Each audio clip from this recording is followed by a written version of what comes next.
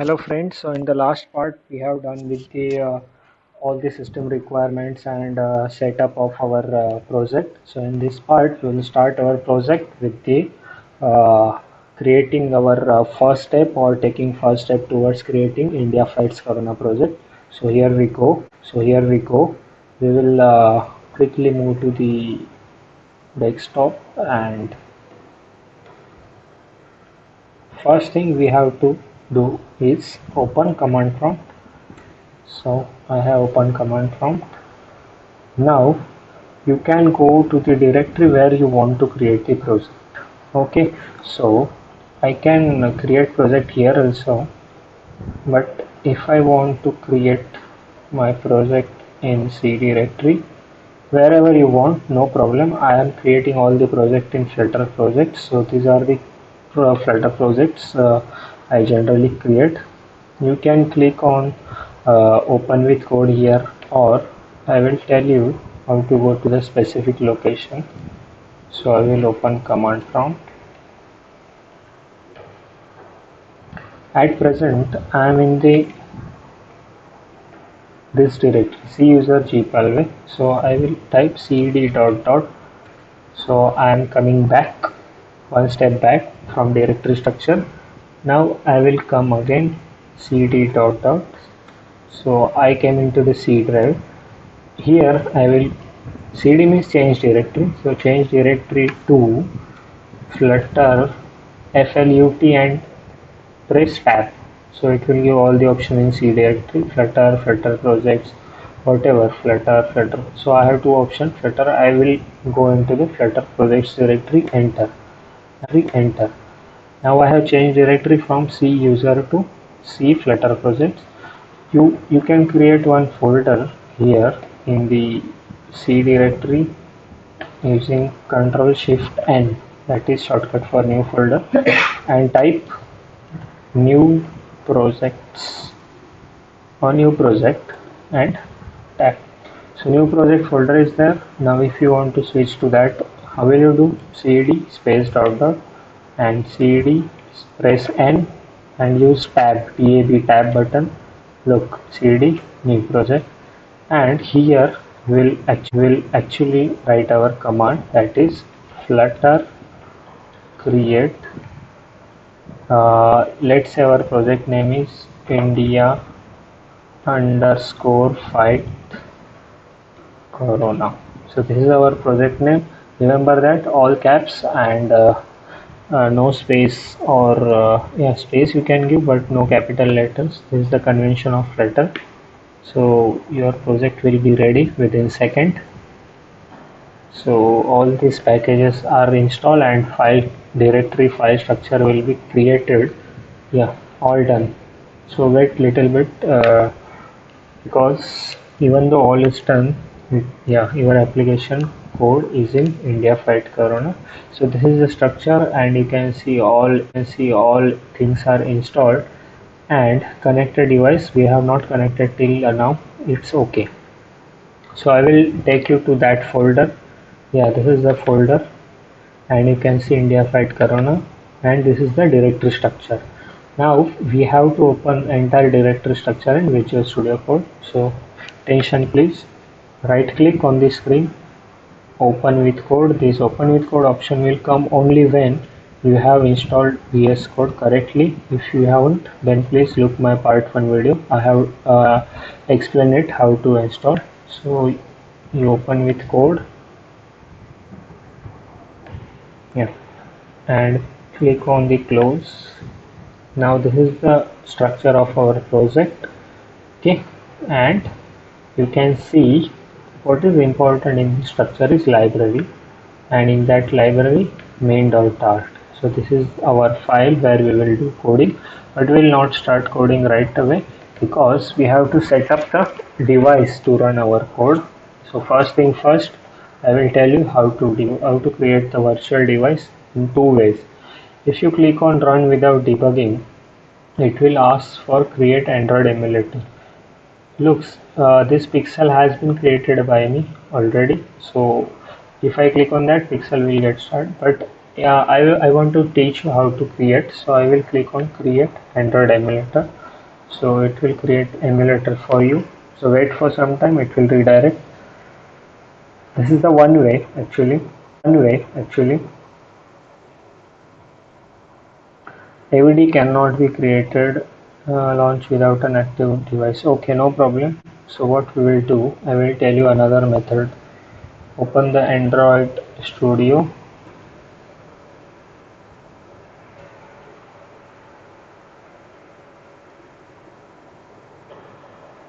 Once you open the Android Studio,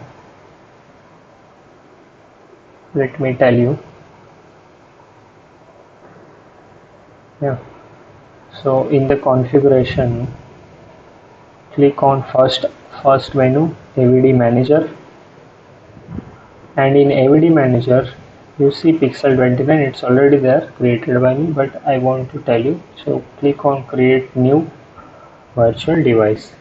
So in this section, phone, select any mobile, let's say Pixel 2, that is by default selected, no problem. Next, here you will be asked for which version. So one of the version, I mean Android version, because this Android version is necessary to be installed, and Android Q is installed in my system, so it will be Q. If you want another version, Android Pie, Android Oreo, then you can download it, no problem. So Android Q is selected. Next, you can give the name to the AVD. So I will give the name as my device, and portrait mode, everything rest keep it as it is, and click on finish. Yep. So I have finished. Now I can click on the launch. Now it will launch the Android virtual device.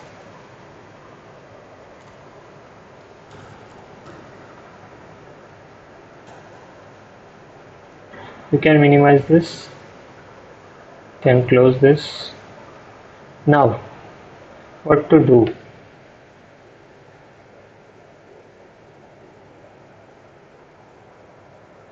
Just wait for some time, it will take some time to load. So I clicked on this start button, power button,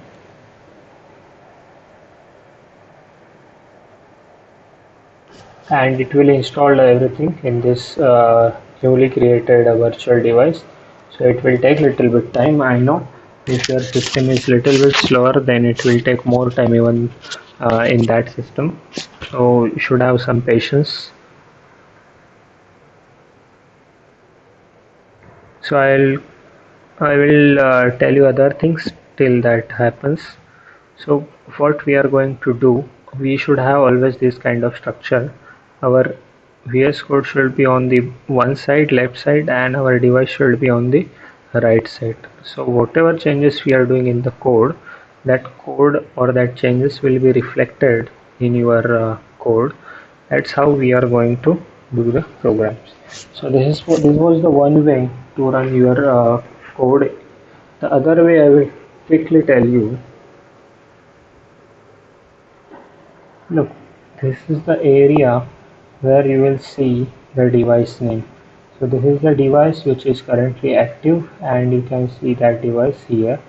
Now if I click on run without debugging, because there is no bug in our app right now, so I click on.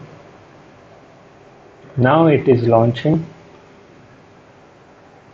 So this is how we are going to run our code. Running Gradle task, assemble debug. So it is debugging our project, and these are the quick menus of running. So it will take a long time. Remember, it will take long time for the first time, but afterwards it will be quick. So for first time, please have a patience because it's going to take some time to launch, because the system don't know what is our project and what we are going to do. That's why its entire coding base will be shifted to this device. That's why it is taking longer.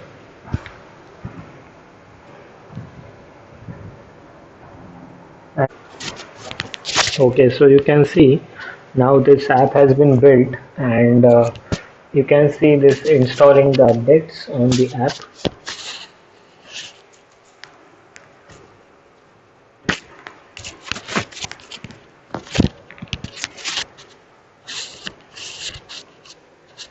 Now our app is installing on the physical device, and it has took almost 3 to 4 minutes for me to get installed on this physical device. For you it might be longer if your system is slow, and it might be faster if your system is good enough. So it all depends upon your file. So don't panic, be relaxed, and let the system work, and it will definitely install your code on the system.